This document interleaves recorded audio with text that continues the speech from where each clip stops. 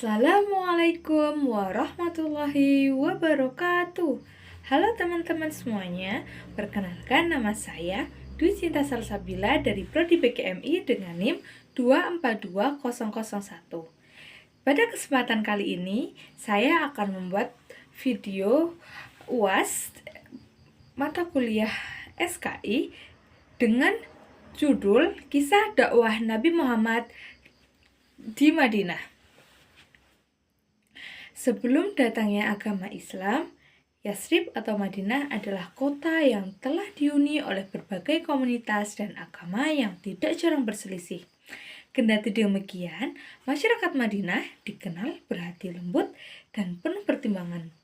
Oleh karena itu, dakwah Islam pun lebih mudah diterima daripada di Mekah. Pasalnya, para pemuda bangsawan kafir Quraisy Mekah adalah penentang Islam yang paling gigih. Bahkan tidak segan mencelakai Nabi Muhammad dan para pengikutnya. Akibat tekanan dan gangguan dari masyarakat kafir Quraisy, Nabi Muhammad atas perintah Allah hijrah ke Madinah pada tahun 622. Sejarah perjuangan Nabi Muhammad periode Madinah. Perjalanan Nabi Muhammad ke Madinah sebelum Islam masuk. Masyarakat di kota Madinah terdiri dari dua kelompok besar, di antaranya yaitu suku Yahudi yang berisikan Bani Koinuko, Bani Nuzroizah, Bani Nadir, Bani Ghofan, dan yang kedua adalah suku Arab yaitu Bani Aus dan Bani Al-Khazraj. Pada tahun 622, Nabi Muhammad Shallallahu Alaihi Wasallam memutuskan hijrah dari Mekah ke Madinah setelah tekanan dan ancaman dari kaum kafir Quraisy semakin memburuk. Nabi Muhammad memerintahkan para sahabatnya untuk lebih dahulu pergi ke Madinah. Namun, berita rencana kepergian Nabi untuk ke Madinah pun didengar oleh kafir Quraisy yang kemudian kafir Quraisy mengadakan pertemuan.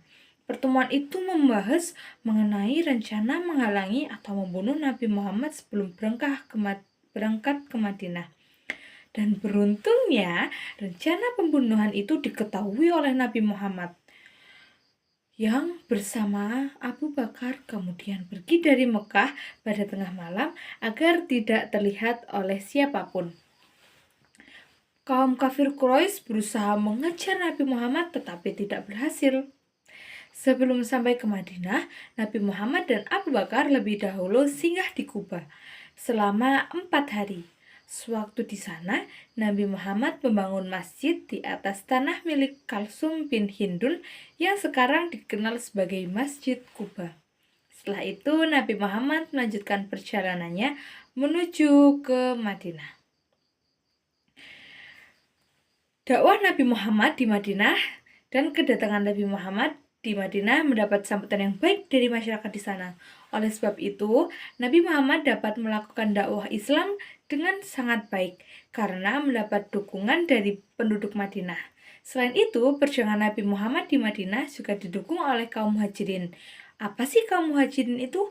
Jadi, kaum muhajirin itu adalah penduduk Mekah yang ikut hijrah oleh Nabi Muhammad ke Madinah. Dakwah Nabi Muhammad di Madinah itu ada beberapa langkah. Yang pertama adalah membangun masjid. Pertama di Madinah. Nabi Muhammad membangun masjid pertama di Madinah, yaitu adalah Masjid Nabawi yang didirikan di atas tanah milik kedua anak yatim yaitu Sahal dan Suhail. Tanah yang terdapat pohon kurma dan pemakaman tua tersebut dibeli oleh Nabi Muhammad untuk dibangun masjid di atasnya. Nabi Muhammad pun meminta agar pohon ditebang serta menggali dan memindahkan pemakaman yang ada di sana. Begitu selesai dibangun, Masjid Nabawi tidak hanya digunakan sebagai tempat beribadah, tetapi juga untuk kepentingan sosial, politik, dan pendidikan Islam. Berdirinya Masjid Nabawi menjadi tonggak berdirinya masyarakat Islam dan langkah awal pembangunan kota. Nabi Muhammad menjalin persaudaraan baru. Ketika hijrah ke Madinah, Nabi Muhammad tidak membawa perbekalan yang cukup sehingga habis dalam perjalanan. Melihat kondisi ini, penduduk Madinah rela memberi sebagian hartanya kepada Nabi Muhammad dan para sahabatnya. Ada yang memberikan pohon kurma dan lahan pertanian agar bisa diolah dengan sistem bagi hasil, dan ada pula yang memberikan harta tanpa meminta balasan apapun. Pemberian-pemberian ini pun dikelola oleh Nabi Muhammad dengan sangat baik sehingga kebutuhan ekonomi mereka dapat terpenuhi. Lewat kejadian ini, terciptalah hubungan tali persaudaraan antara kaum Muhajirin dari Mekah dan kaum Ansor, yaitu orang-orang Madinah.